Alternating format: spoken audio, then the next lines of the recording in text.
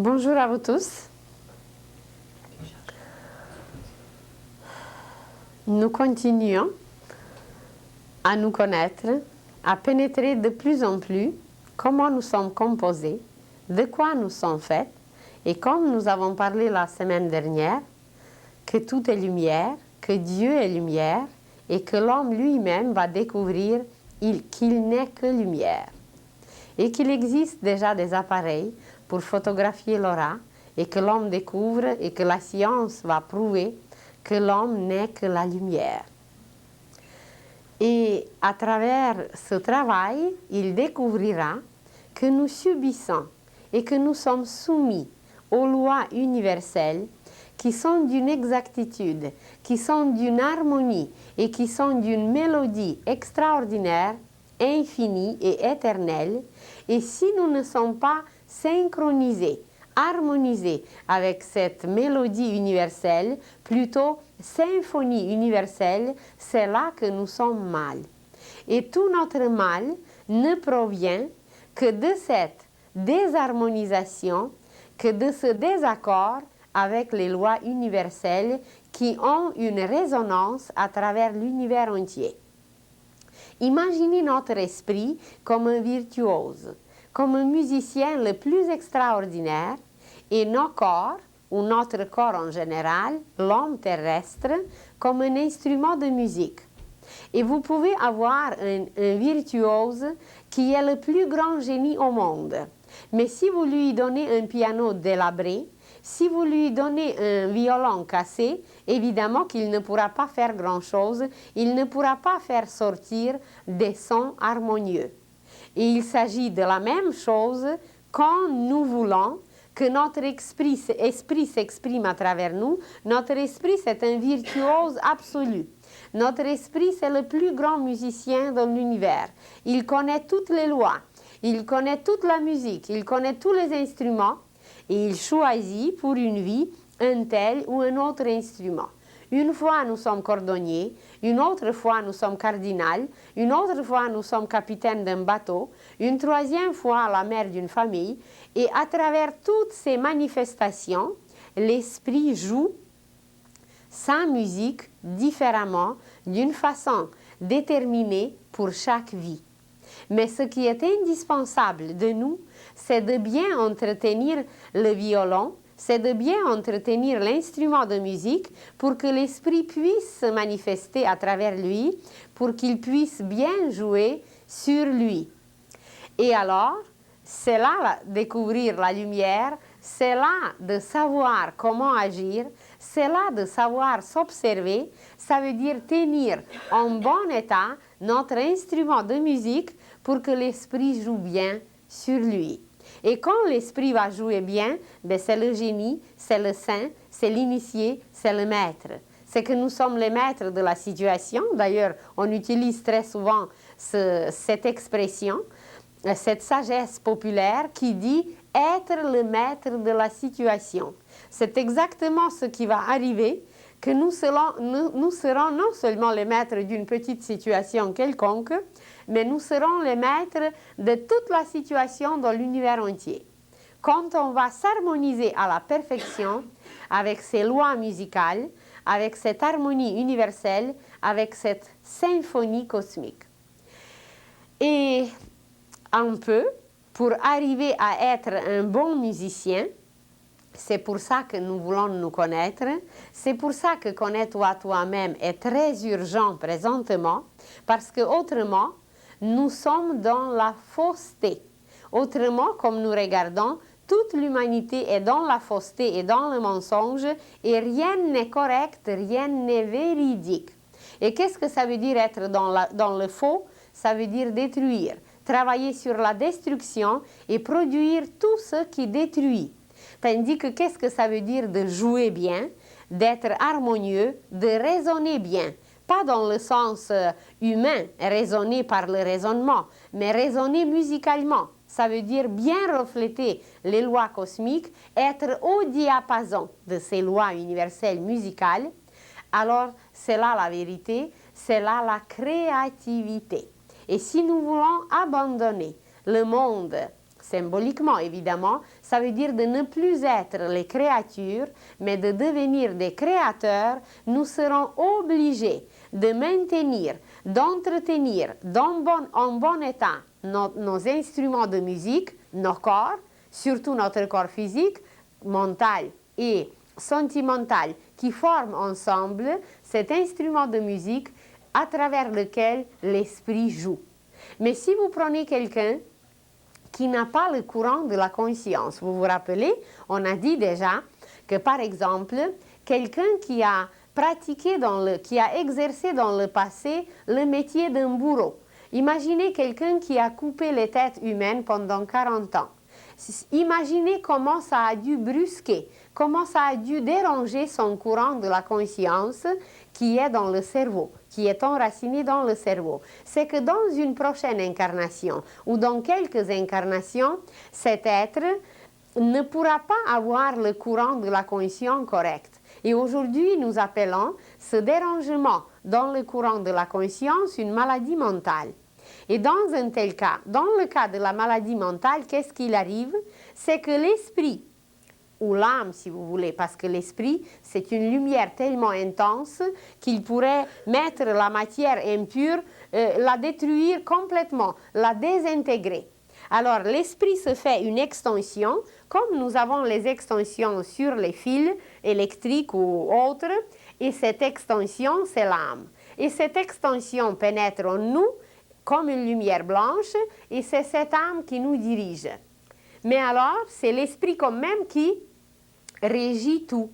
Et si quelqu'un qui a pratiqué un tel métier, si ce courant de la conscience était trop dérangé, c'est que l'esprit qui est tout omniscient, qui est omniprésent et qui est omnipotent, il ne peut pas jouer parce que le violon est délabré. Ça veut dire que les cordes ne sont pas en ordre, les cordes sont ou cassées ou abîmées, surtout abîmées dans un tel cas, parce que le courant de la conscience est là, mais il est abîmé qu'on ne peut pas jouer sur lui.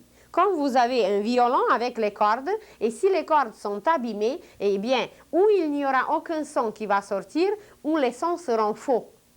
Alors, qu'est-ce qu'il arrive aujourd'hui?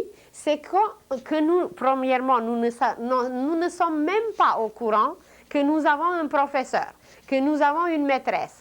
Notre professeur, c'est notre esprit, et notre maîtresse, c'est notre âme. Et que c'est eux qui jouent sur nous. Et à nous, c'est de se soumettre et de les obéir. Mais qu'est-ce qu'il est arrivé? Ce qui est arrivé, c'est la conscience humaine. Vous vous rappelez déjà, on a eu même écrit sur une feuille, conscience, ça veut dire C-O-N, le préfixe qui veut dire avec, plus science. C'est une science intérieure. Avoir conscience de quelque chose, c'est se rendre compte.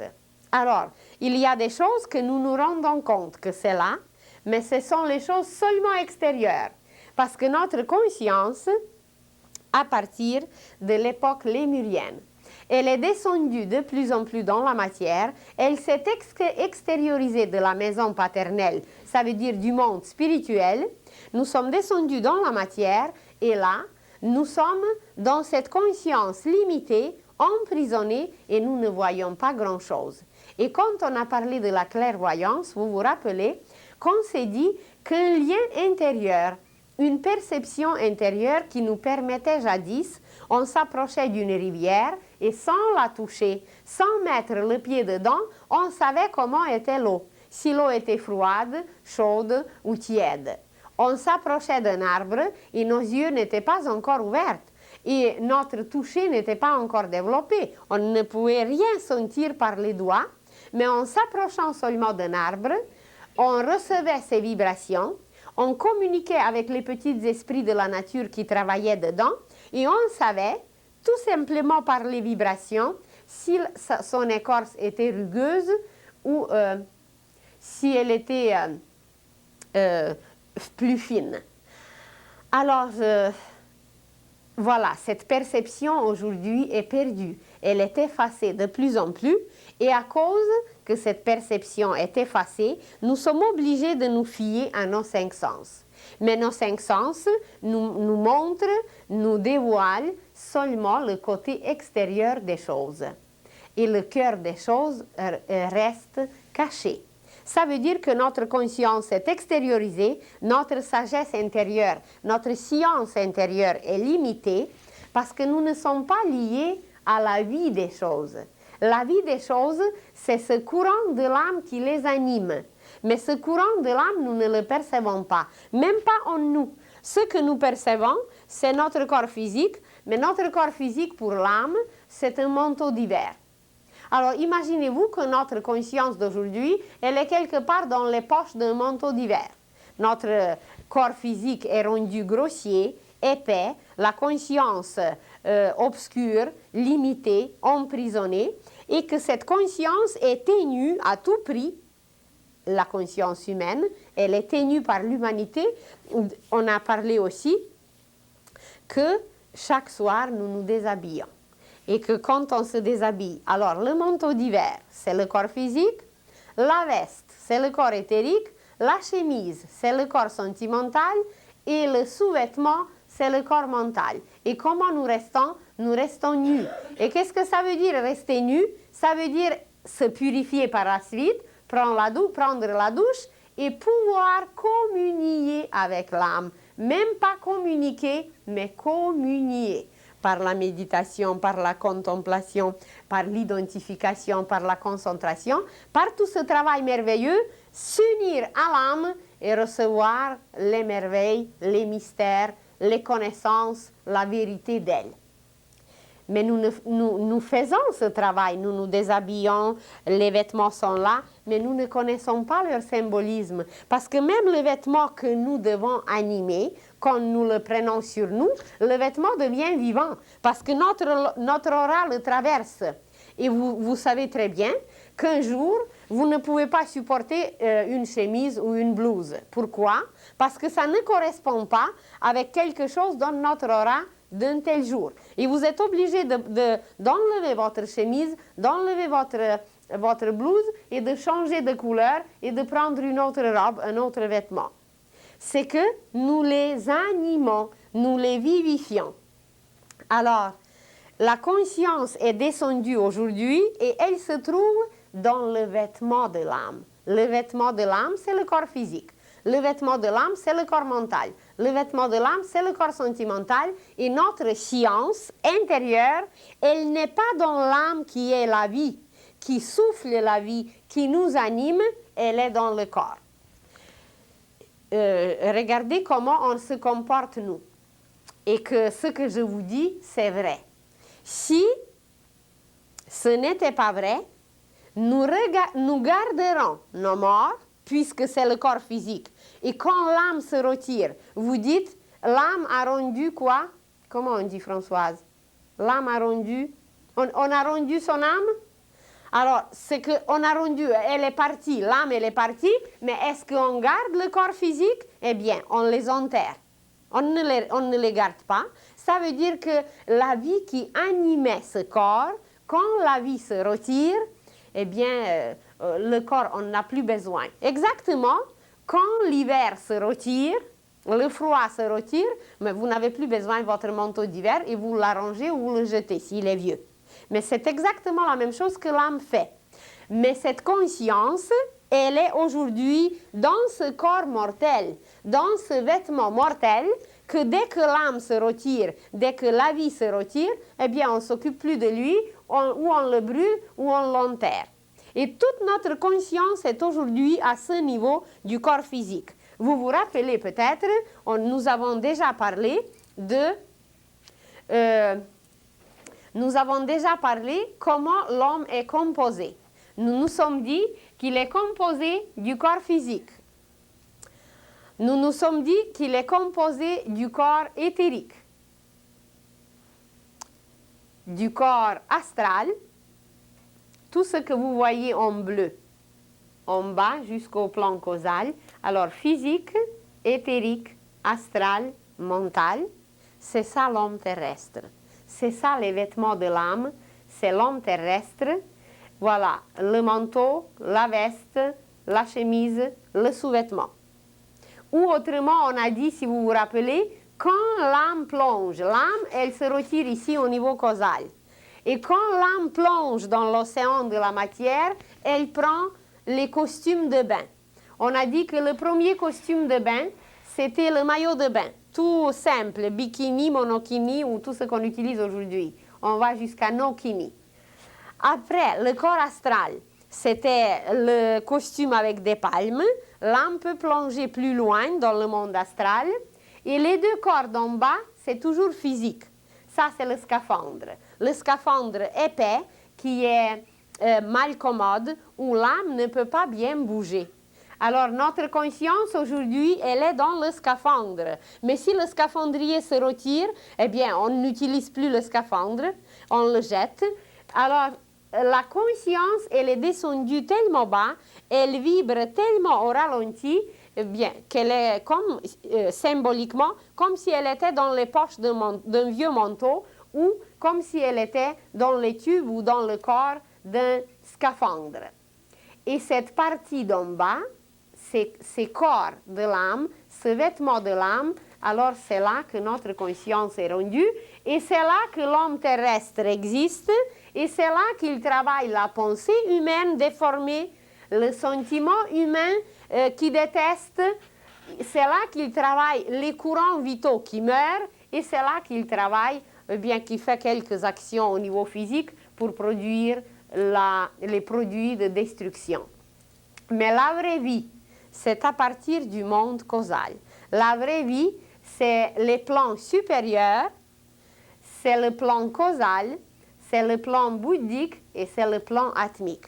Ça, c'est les trois plans d'Ao, où il y a le plan de la vérité, le plan atmique, où il y a le plan de l'amour et le plan de la sagesse, le plan causal, parce qu'on s'est dit déjà que Bouddhi, ça n'a rien à voir avec Bouddha. Bouddhi, ça veut dire raison pure et l'amour pur.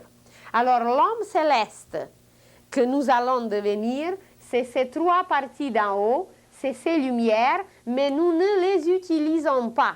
Imaginez que vous avez dans votre tiroir la laine la plus pure. Vous dites pure laine, c'est ça? Alors vous avez cette pure laine chez vous, mais vous ne l'utilisez pas, vous ne tricotez pas, vous ne tissez pas. Alors si vous ne tissez pas, eh bien, cette laine n'est pas utilisée. Ou une autre image, vous imaginez que c'est le grenier. Et que dans ce grenier en haut, vous avez la sémence en or. Mais cette sémence, si vous ne l'utilisez pas, vous n'avez pas de pain. Vous ne sémez pas et vous n'avez pas de blé. Et vous n'avez pas de pain parce que ça reste stérile. Alors, les lumières sont là, les lumières sont dans l'air, les lumières sont dans le plexus, les lumières sont dans les chakras, les lumières sont partout, mais nous ne les utilisons pas. C'est ça qui est la cause de tous nos malheurs. C'est que nous n'utilisons pas ces matières lumineuses. Pourquoi? Pour tisser les vêtements nouveaux. Quand nous allons commencer à tisser les vêtements nouveaux, eh bien, on aura des lumières, on aura des vêtements que le ciel entier va s'émerveiller, comment ils sont beaux, comment ils sont extraordinaires, mais pour l'instant, on ne le fait pas. La laine pure est là, la lumière pure est là, la sémence pure est là, mais on ne les utilise pas. Et alors, de nouveau, cette partie d'en bas, cet homme terrestre, qui est composé des actions, des sentiments et des pensées. Il représente l'homme terrestre qui meurt, évidemment, et qui s'appelle, dans le langage initiatique, personnalité. Notre mental, nos sentiments et nos actions ensemble forment la personnalité. Et si nous regardons dans le dictionnaire, qu'est-ce que ça veut dire persona? Persona, ça veut dire masque, du grec, qui veut dire masque. Et c'est exactement ce qui arrive, c'est que l'âme, quand elle s'incarne dans la matière, quand elle arrive dans l'école terrestre, c'est comme si elle prenait un masque, parce qu'elle vient jouer un rôle.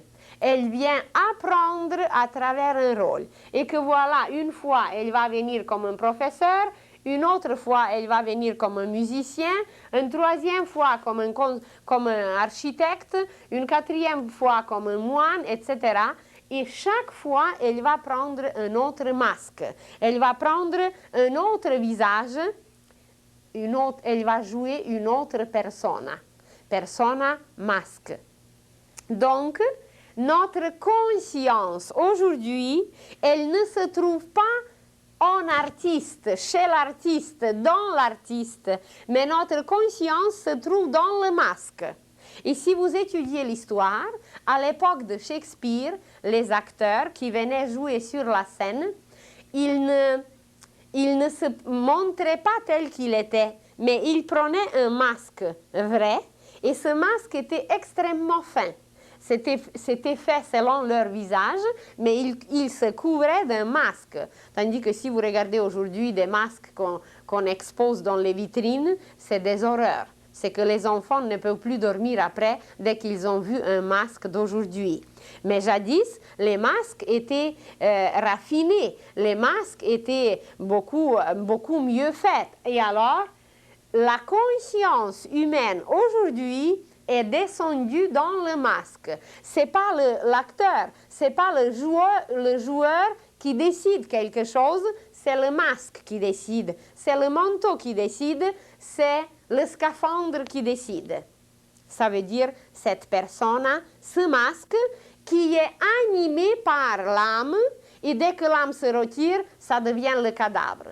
Alors le cadavre animé, c'est là que notre conscience se trouve aujourd'hui, et dans le langage initiatique, on l'appelle la personnalité. Et qu'est-ce qu'elle fait, cette chère personnalité? Eh bien, c'est elle qui fausse. Puisque c'est le musicien qui doit donner le ton, puisque c'est le virtuose, ça veut dire l'esprit, qui doit nous donner le vrai ton, parce que c'est lui qui connaît les lois universelles de la musique et de la symphonie universelle, et comme la conscience, elle s'est éloignée, elle s'est éloignée, elle s'est éloignée de plus en plus dans ce vêtement de l'âme qui est animé seulement par elle, c'est qu'elle n'a pas celui qui donne le ton exact, qui donne le son exact, donc elle est dans le faux. Elle est dans la fausseté, elle est dans le mensonge, elle est dans les ténèbres. Ça veut dire, elle n'est pas dans la lumière, elle n'est pas dans la loi universelle, elle est dans le faux. Et regardons l'humanité entière où nous nous trouvons aujourd'hui. Qu'est-ce que ça veut dire faux? Ça veut dire destruction. Et qu'est-ce que ça veut dire vrai? Ça veut dire création. Même pas construction. Parce que si nous construisons quelque chose, ça subit la loi des cycles. Et par la loi des cycles, la construction est détruite. Mais si nous sommes dans la création, eh bien, ça c'est tout à fait une autre affaire. Nous sommes capables de créer des œuvres universelles et éternelles. Alors, où est notre conscience aujourd'hui? Elle est dans la personnalité, qui est cette partie terrestre de l'homme. Elle est dans la personnalité, elle est dans le masque. La personnalité, c'est cette partie que vous voyez en bleu, c'est cette partie qui représente l'homme terrestre. Et c'est la personnalité qui fausse. Et les maîtres l'appellent la servante. Et vous prenez n'importe quelle histoire pour les enfants, et vous prenez n'importe quel mythe, et vous prenez n'importe quel conte, vous allez partout trouver une servante et une princesse. Et c'est exactement la même chose en nous, cette personnalité qui fausse, cette personnalité qui ne peut pas avoir sa tonalité juste parce que ce n'est pas elle la vie, c'est l'âme qui est la princesse. Et c'est l'âme qui représente la princesse, la maîtresse, la directrice, qui donne le ton juste. Mais nous ne savons pas l'écouter, nous ne sommes même pas au courant qu'elle nous habite, qu'elle est dans la maison. Et on nous a dit, ne savez-vous pas que vous êtes le temple de Dieu et que l'Esprit de Dieu vous habite? Elle est l'ambassadrice de cet esprit. Elle est la représentante de cet esprit en nous. C'est comme si lui-même nous habitait. Mais l'esprit, il se promène à travers l'espace parce que c'est l'homme qui représente symboliquement l'esprit et la femme, symboliquement, représente l'âme. Alors, la femme, elle est à la maison. elle s'occupe de la maison, elle s'occupe du ménage, elle s'occupe d'élever les enfants parce qu'elle est l'âme de la maison. L'âme, femme, flamme, etc. Tandis que l'homme qui représente l'esprit, eh bien, il parcourt l'univers, il doit gagner la vie, il doit apporter la lumière, etc. L'argent, l'or, c'est la lumière, symboliquement. Alors, qui nous régit? Qui nous donne la tonalité juste? Qui nous permet de vivre dans la vérité? Eh bien, c'est cette maîtresse, c'est cette princesse qui est en nous et qui est éduquée. Bien, c'est une éducation royale, c'est une éducation divine et elle est tellement délicate et elle est tellement bien élevée et elle est tellement fine qu'elle ne nous brusque jamais. C'est pour ça qu'elle nous laisse libres. Et elle se dit, eh bien, vas-y ma chère servante, tu vas te cogner le nez, tu vas te tromper dans la boue et tu vas apprendre un jour qu'il faut m'obéir. Elle nous laisse toujours libres parce qu'elle agit d'après cette loi divine qui est la magie blanche et qu'elle est blanche, cette princesse. Elle est d'ailleurs la Blanche-Neige et toutes les petites princesses et tous les petits personnages des contes, c'est toujours l'âme. C'est toujours cette belle princesse qui est immortelle. Même si la méchante fée prononce une malédiction, on ne peut pas la rendre morte, on ne peut pas la mortifier parce qu'elle est éternelle, elle est l'âme, elle est l'âme. Et on a parlé déjà de la Belle au bois dormant, qu'elle dort en nous. Elle dort en nous parce qu'elle ne peut pas s'exprimer encore aujourd'hui. Et tous ces personnages merveilleux, eh bien, c'est très initiatique et ça va nous découvrir l'univers, ça va nous découvrir comment nous sommes constitués, bâtis, qui agit en nous, mais on ne sait pas lire. Qu'est-ce que vous voulez? Les contes sont là, les mythes sont là, les écritures saintes sont là et on n'a jamais rien compris. Alors, heureusement que nos enfants apprendront dans les écoles futures, les écoles qui se préparent d'ailleurs déjà, ils apprendront toutes ces merveilles et ce seront les enfants de la lumière, les fils de la vérité. Tandis que nous, bien, on est encore plongés au complet dans les mensonges.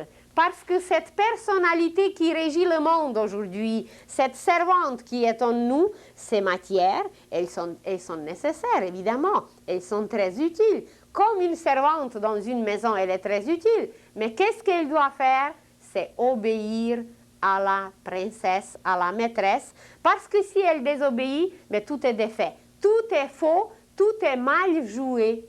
Ça veut dire désharmonieux, ça veut dire désaccordé. Et pourquoi l'humanité entière est désaccordée? Eh bien parce qu'elle s'est coupée. Elle ne veut pas admettre que cette princesse est dedans, qu'on est habité par l'âme. Vous avez même des mouvements spirituels, soi-disant spirituels, qui vont vous raconter des bêtises et des histoires que l'âme n'existe pas. Eh bien, quand leur âme va se retirer d'eux, eh bien, qu'ils animent leur cadavre et qu'ils vivent à travers leur cadavre si l'âme n'existe pas. Alors, arriver jusqu'à une bêtise pareille, à un aveuglement pareil, c'est que vraiment, cette conscience, cette science intérieure est descendue tellement bas et elle est tellement au ralenti que voilà, il n'y a plus rien à faire, on ne voit absolument rien et on vit dans le mensonge et c'est ça cette fausseté. Et qu'est-ce que fait chaque action? Imaginez que quand même pendant nos journées, pendant nos nuits même, nous accomplissons sans cesse quelque chose et chacun de nos gestes qui n'est pas véridique, qui est faux, ça veut dire qu'il n'est pas régi par l'âme, mais qui est régi par cette personnalité. Qu'est-ce qu'il arrive? C'est que l'univers, ce n'est que des ondes de lumière. L'univers, c'est un tissu de lumière. Mais imaginez comment un tissu est fait. Un tissu a la trame, un tissu a les fils dans une direction, et ensuite un tissu a les fils dans une autre direction, c'est la chaîne. Et si nous, un être humain, nous sommes quelque part dans ce tissu et nous touchons, nous représentons un fil. Mais ce fil, il va d'un bout de l'univers à l'autre. Si nous touchons ce fil et par chacun de nos gestes, nous émettons des vibrations, nous émettons des ondes et des ondes multicolores et des ondes multisonores. Et ces ondes se propagent à travers ce fil. Mais nous touchons alors ce fil, un seul fil qui est sonore, et quand on l'a touché, c'est que quand notre geste a été harmonieux, cette harmonie, ce son, puisque c'est un fil sonore, c'est une corde musicale, eh bien ce son s'en va à travers l'univers entier, et comme lui seul, il touche tous les autres fils à travers la chaîne, eh bien, si nous étions inharmonieux, c'est que l'univers entier, l'harmonie dans l'univers entier était dérangée. Vous vous rendez compte quelle importance on a? Et à quel point tout ce que nous faisons influence l'univers. Et la science va découvrir que les taches noires sur le soleil, c'est notre inharmonie, c'est notre obscurité, c'est notre paresse. C'est tout ce qu'on ne veut pas faire pour éliminer l'obscurité, pour éliminer la cacophonie. Alors, si nous obéissons à notre âme, si nous savons écouter ce que la sagesse populaire dit, la voix intérieure, la voix de l'âme, nous on l'a dit, l'intuition, c'est toujours la même chose, cette voix divine dedans. Si nous ne savons pas l'écouter, c'est que nos gestes seront inharmonieux, nos actions seront destructives, nos pensées seront négatives et nos sentiments seront remplis de haine. Et qu'est-ce qu'il arrive? On dérange sans cesse l'harmonie dans l'univers entier. Jésus a dit, si je suis venu juste pour une âme, pour l'amener vers la lumière, ma venue est justifiée. Vous vous rendez compte? De venir, de fonder une religion, d'apporter des écritures saintes, de proclamer toutes ces lois véridiques qu'il a proclamées, juste pour une âme, sa venue est justifiée. Mais combien d'âmes se sont tournées vers cette lumière, vers ces lois harmonieuses d'amour qu'il nous a apportées? Bien, on peut se demander, évidemment, c'est le ciel qui sait, c'est le ciel qui peut compter combien de fils de vérité existent sur la terre. Mais la majorité, c'est les fils du mensonge. Et je vous ai déjà dit qu'à l'époque atlantéenne, à un certain moment, le mal était tellement propagé, ça veut dire la personnalité était tellement forte, la conscience est descendue tellement bas, que le mal a pris dessus, temporairement évidemment, sur le bien.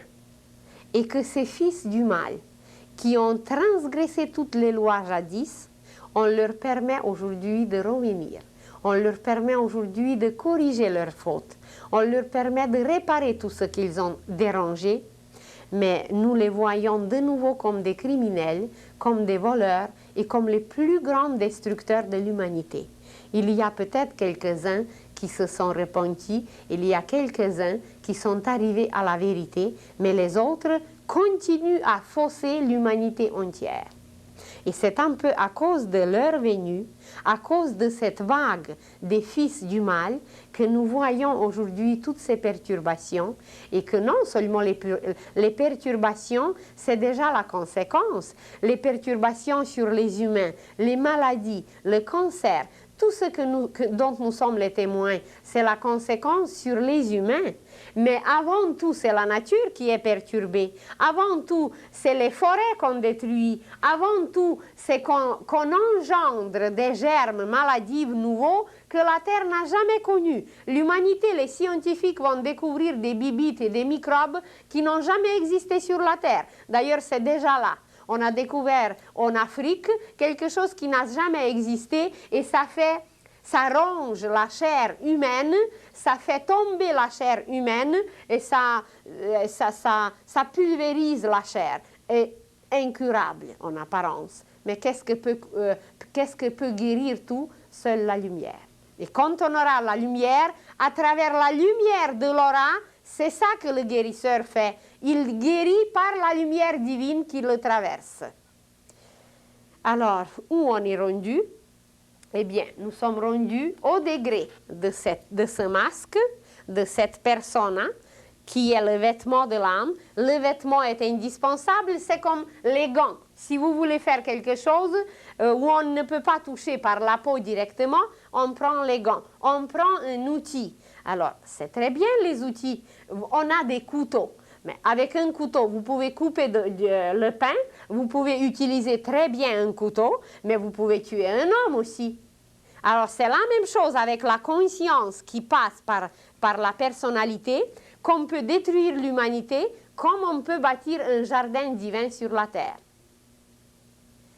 Et cette servante, cette connaissance qu'elle est là en nous, elle est reliée avec tout ce que l'Église nous a présenté, parce que il ne faut pas croire qu'il existe le diable extérieur. Il n'y a pas de diable extérieur, c'est en nous. Cette fausseté, c'est l'ombre. Ça veut dire ce n'est pas la lumière, c'est opaque, c'est ténébreux et c'est ça le diable. Le diable, ce n'est pas la lumière, mais c'est l'ombre. Et qui l'a créé? Eh bien, nous-mêmes. Par quoi? Par nos transgressions.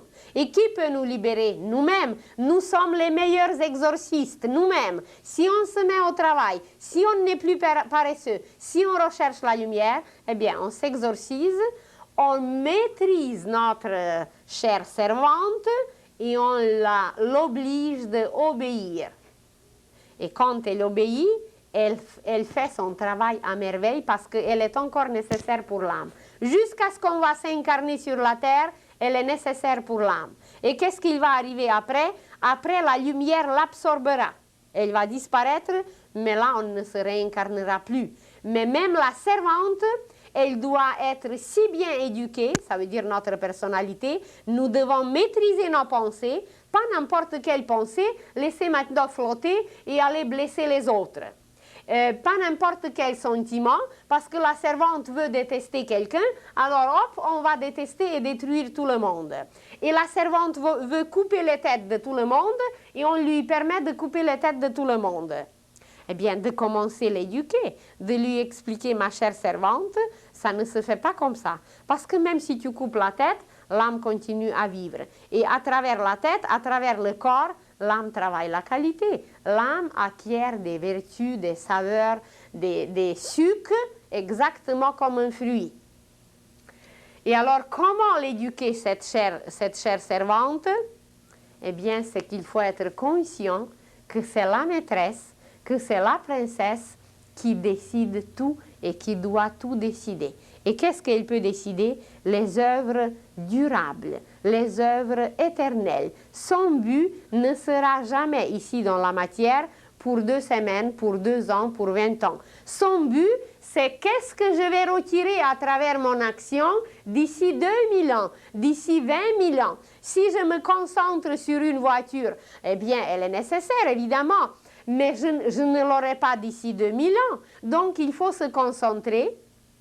Et de cette voiture, je peux retirer aucun sucre, aucune saveur, comme un fruit qui veut devenir mûr. S'il se concentrait sur les bibites et sur les vers qui rongent ses racines, eh bien, il ne deviendra jamais mûr, il ne deviendra jamais succulent. Le fruit se concentre sur la lumière. Et c'est de la lumière qu'il reçoit la chaleur, la vie, les sucres et tout, même transformé et passé par les racines. Mais c'est toujours la lumière. Alors, à nous aussi, savoir où placer notre but. Et qu'est-ce qu'on nous a dit dans les Écritures saintes? Demandez le royaume de Dieu sur la terre et le reste vous sera donné en surcroît. Mais qu'est-ce que mon Dieu on a à demander d'autre chose? Pourquoi on a besoin de demander un paquet de cigarettes? Pourquoi on a besoin de demander de tuer un tel ou un tel? Pourquoi on ne se concentre pas sur l'essentiel? Demandons-le et puis vérifions-le. C'est ça que la personnalité ne sait pas faire, puisqu'elle vit dans le faux, elle ne sait pas vérifier. Elle n'a pas le temps. Eh bien, il faut qu'elle trouve le temps, parce que le temps, c'est l'esprit. Et on ne savait pas que le temps, c'est l'esprit. Alors, le temps est devenu Dieu, et Dieu du temps, c'est l'argent. Eh bien, on est dans le faux. Parce que c'est pas cette lumière condensée qu'il faut chercher, c'est qu'il faut chercher une autre lumière qui est perpétuelle, éternelle, et pas celle qui noircit en bas. Alors, le but de l'âme, c'est l'éternité, c'est l'espace, c'est la beauté, c'est la splendeur, c'est la lumière, c'est l'amour. Et si nous plaçons notre but en haut, et si nous commençons à travailler avec ce but, c'est que nous devenons immédiatement, aujourd'hui même, comme un fruit qui veut devenir mûr. Et chaque instant, c'est pas que le fruit va sauter maintenant 2 semaines, il va dire je vais faire la grève et je vais continuer à mûrir au mois d'août. Non. Chaque instant, il y a les rayons solaires, il y a les influences lunaires, il y a les influences planétaires qui le remplissent des sucres, qui le remplissent des qualités. Et je ne me rappelle plus si on en a parlé, que chaque planète exprime même une qualité de fruit. Par exemple, tout ce qui est acide, c'est Mercure. Tout ce qui est salé, c'est Soleil. Tout ce qui est sucré, c'est la Vénus. Tout ce qui est amer, c'est Saturne. Alors, qu'est-ce que vous voulez de plus? Au moins d'être ce figuier qui veut donner ses figues sans cesse. Et en quoi elle nous tient, cette personnalité? Puisqu'elle est dans le faux, puisqu'elle elle ne joue pas la vraie musique, parce que ce n'est pas elle d'ailleurs qui joue, c'est l'âme qui joue. Puisqu'elle ne mûrit pas, puisqu'elle est toujours amère, toujours mécontente, toujours acide, alors c'est à nous de se rendre compte et de se dire, eh bien, puisque je suis habitée par cette princesse, mais il faut que j'apprenne à l'écouter. Parce que cette personnalité, il nous entretient dans une loi qui s'appelle la loi de la fatalité. La loi de la fatalité, c'est que nous ne dirigeons rien. Nous ne sommes pas les directeurs, nous ne sommes pas les capitaines, et ici sur la Terre, ou ailleurs dans l'océan cosmique, nous sommes toujours dans une petite barque. Et puisque nous ne savons pas où est notre but, où est le port, où nous devons nous diriger, c'est que nous ne possédons même pas la boussole, puisque nous ne connaissons pas la direction. Et vous dites une expression qui est très juste, vous dites quelqu'un qui est déboussolé. Eh bien, c'est ça qui arrive, c'est que dès qu'il arrive une petite vague, on est jeté dehors. Et c'est raté. C'est raté parce qu'on ne sait pas diriger, on ne connaît pas la direction, on ne maîtrise pas la situation. Et voilà, nous, cette servante, évidemment, elle est jetée dehors chaque fois. Parce que c'est la loi de la destinée, c'est la loi de la fatalité, c'est l'ignorance.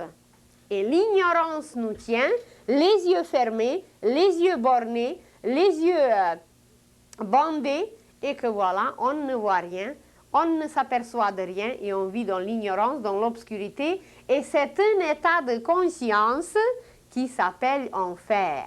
L'enfer, ce n'est pas un endroit, c'est un état de conscience. Et quand est-ce qu'on va sortir de cet état?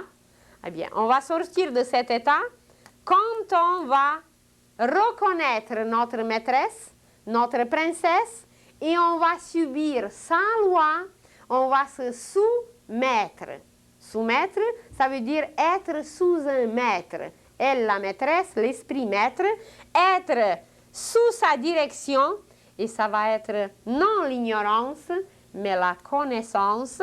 Et la loi qui dirige la connaissance, c'est la providence.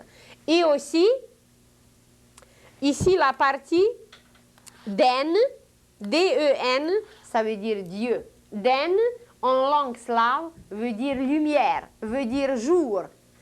Alors, et la lumière fut, ça veut dire que voilà, la loi de la providence a commencé à agir. Mais le petit bateau avec le petit bonhomme s'est éloigné, s'est éloigné, s'est éloigné, et il a complètement perdu la lumière, et voilà, il est jeté chaque fois dehors. Si vous êtes dans la mer, et vous criez au secours parce que quelque chose vous arrive, qu'est-ce que c'est qui est la première chose à faire pour être perçu? Eh bien, c'est d'avoir la lumière. Si on ne l'a pas, on n'aura rien, on n'aura pas de l'aide. Alors, la fatalité se transforme en providence mais on ne peut gouverner que ce qu'on connaît. Si vous ne connaissez pas la structure de bateau, comment le moteur marche, quelle est la direction, où est le port, la géographie et tout cela, mais est-ce qu'on peut arriver quelque part? Nulle part. Et nous sommes dans cette situation qu'on ne connaît pas et qu'on ne se connaît pas. Et qu'est-ce que c'est la connaissance? C'est de nouveau CON qui veut dire avec plus naissance. Ça veut dire que nous sommes en train de naître sans cesse. Et qu'est-ce que c'est une naissance perpétuelle? Ben, c'est une résurrection à l'infini, c'est une vie perpétuelle, c'est une vie éternelle. Et s'il y a déjà des êtres humains que nous appelons aujourd'hui initiés et maîtres, qui sont arrivés à immortalité, mais pourquoi pas nous?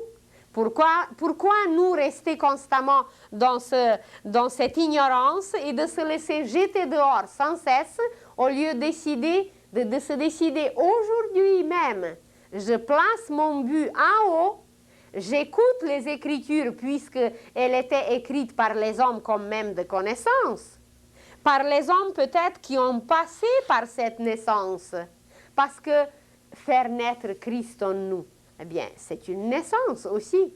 Et pourquoi on nous a prédit la deuxième venue du Christ? Croyez-vous qu'il va naître encore dans une crèche?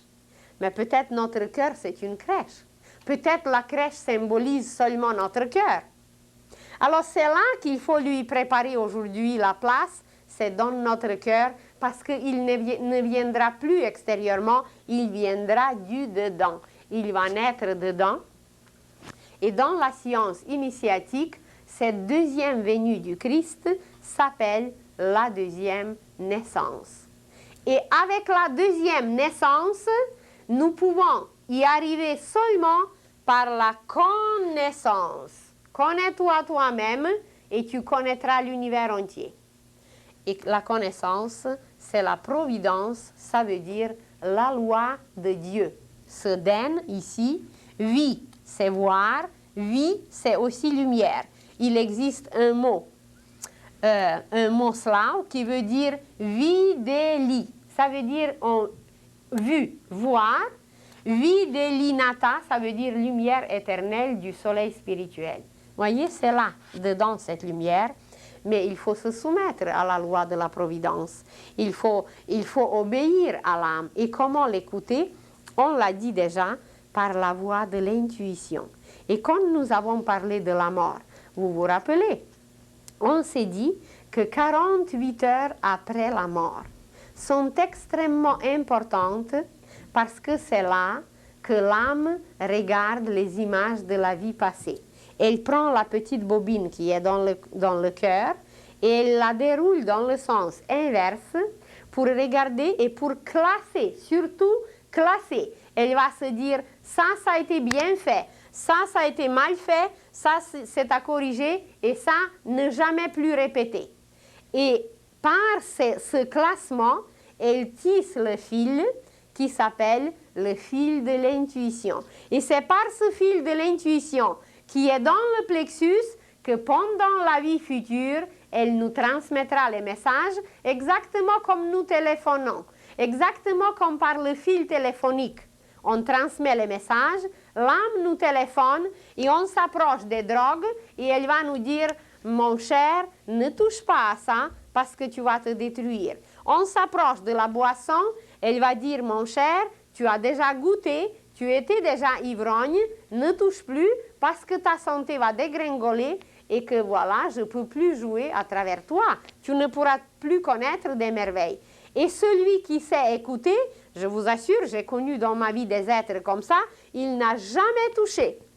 Il dit, je n'avais qu'à regarder comment sont les ivrognes, comment sont les drogués, comment sont les malades, et puis je n'ai jamais touché cela. Et ceux qui voient qu'avec une arme on peut tuer, eh bien, ils ne vont jamais toucher une arme.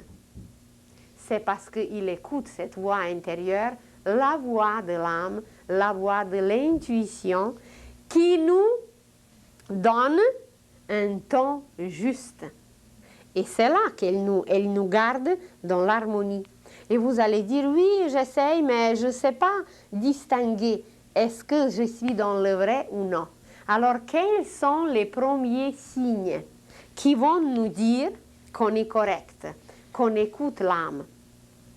La première manifestation de l'âme, sa première passion, la plus grande, c'est la joie. Vous allez sentir dans vos cellules une joie que même si le monde entier vous dit que vous vous trompez, vous allez dire, c'est pas possible parce que je la vis.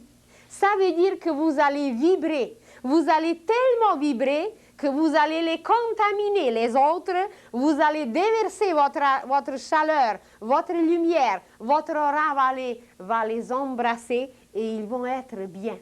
Ils vont vous rechercher parce qu'ils vont sentir votre musicalité. C'est que vous jouez juste. C'est que vous sentez juste. C'est que vous pensez juste. Et que voilà, la pensée devient musicale. Les sentiments deviennent colorés, mais d'une couleur, des couleurs qui chauffent tout le monde. Et les actions deviennent créatrices. Alors, quelle est la première preuve que personne au monde ne pourra vous l'enlever? C'est la joie. La joie qui va vibrer dans vos cellules et que vous ressentez, par exemple, vous avez faim. Et que tous vos amis qui vous ont vu manger il y a quelques heures vont vous dire, mais c'est pas possible d'avoir faim tout de suite comme ça. Mais personne au monde ne pourra vous convaincre que c'est le contraire parce que vous la sentez ou vous avez soif. Mais c'est la même chose, seulement ça, c'est les sentiments encore plus physiologiques.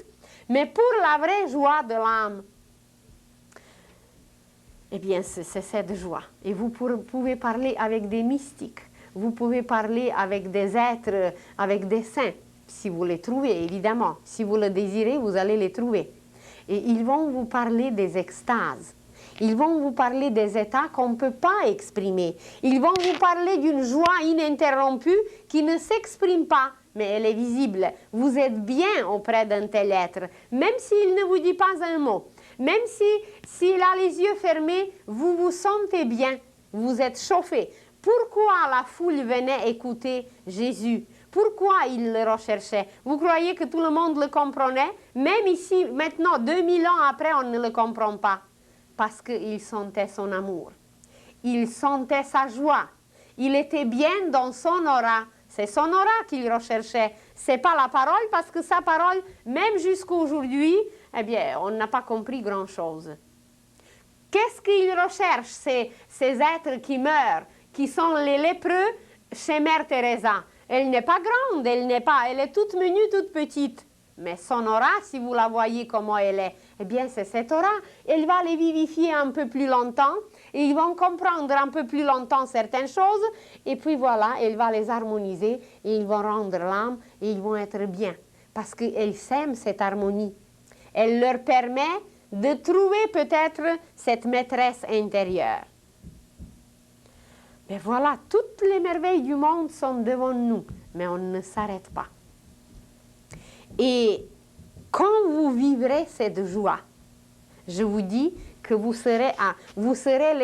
allez découvrir l'univers sans cesse. Regardez comment un enfant s'émerveille parce qu'il voit une petite fourmi. Il a trouvé un petit escargot qu'on le voit à peine et il est émerveillé et toute sa journée devient extraordinaire parce qu'il a trouvé une petite, comment s'appelle cette petite bibite rouge avec des points? Une coccinelle, mais c'est une petite merveille. Et un petit escargot, c'est une autre merveille. Et il va s'émerveiller sans cesse. Mais nous, on a beaucoup plus à voir. On est beaucoup plus adulte qu'un enfant. Et c'est cet enthousiasme, cet enthousiasme qui provient de l'âme, parce que les enfants, jusqu'à l'âge de 7 ans, eh bien, ce sont des clairvoyants. Ce sont des petits sages qui écoutent encore l'âme. Mais dès que le mental commence à frapper, à taper plus tard, eh bien, on n'entend plus l'âme. C'est cet émerveillement et c'est cette joie qui va vous donner la première preuve que vous êtes dans le juste et dans le vrai et que vous écoutez le ton que l'âme nous donne. Et cet émerveillement, mais je vous dis, vous allez le vivre partout. Peut-être, je ne sais pas si on va continuer l'année prochaine, Mais il y a le visage de l'homme à découvrir. C'est d'une science infinie. Vous avez l'œil, c'est l'univers. Vous avez le nez, c'est un autre univers. Vous avez le menton. Vous avez la forme de l'oreille. Mais c'est des merveilles et des merveilles à découvrir. Vous rencontrez quelqu'un dans la rue qui a le nez large. Le nez large, ça symbolise l'amour. Et le nez long, ça symbolise l'intellect. Alors, vous avez immédiatement l'indication pour la journée, sur quoi travailler, et vous vous amusez parce que c'est plaisant. C'est un travail spirituel, mais c'est un travail, c'est une joie tout simplement. C'est même pas les plaisirs, c'est une joie. Et vous sortez dans la rue et vous voyez des inscriptions. Mais vous ne vous arrêtez pas. Qu'est-ce que disent ces inscriptions? Vous voyez Monsieur la bonté. Mais voilà le mantra pour la journée. Et vous voyez un autre jour Monsieur raté. Mais faites attention parce que ce qui va arriver pendant la journée, c'est que votre volonté n'est pas au point et ça peut devenir une journée ratée. Et c'était inscrit devant vous et puis personne ne s'aperçoit. Et c'est plein de signes et de messages, mais sans cesse, et de cadeaux, mais de cadeaux innombrables. Et puis on n'est rien, on est ennuyé et on veut tuer le temps. Alors, voilà, c'est d'écouter notre maîtresse, d'écouter notre princesse qui nous donne toujours un ton juste. Et dès que vous sentez quelque chose, un tout petit dérangement dans le plexus ou quelque part que vous êtes mal dans votre peau, dites-vous, attention, c'est que ma servante agit et je ne dois pas lui obéir, je dois écouter ma princesse, ma maîtresse. Et le lendemain, vous écoutez de nouveau le matin. Et après-demain, de nouveau, jusqu'à ce que vous vous sentez bien et vous êtes en joie, mais dans une joie divine. Alors, c'est qu'on a appris à écouter notre âme et on a lui permis de jouer sur nos instruments justes. Et quand il va jouer juste, eh bien, c'est ça la joie. Regardez un musicien, comment il est joyeux quand il joue juste, quand il donne un concert merveilleux. Alors, observez-vous un peu, regardez autour de vous un peu. Par l'observation, on peut éduquer l'âme. On peut éduquer la personnalité et on peut la rendre une bonne servante de l'âme. Observez très bien et retirez chaque fois une conclusion. Qui parle en moi? Qui me pousse à agir? Est-ce que cette tonalité est juste ou non? Et s'il y a quelque chose indécis, hésitant, dérangeant, eh bien c'est qu'on est dans le faux. Alors, qui on doit écouter? C'est cette âme.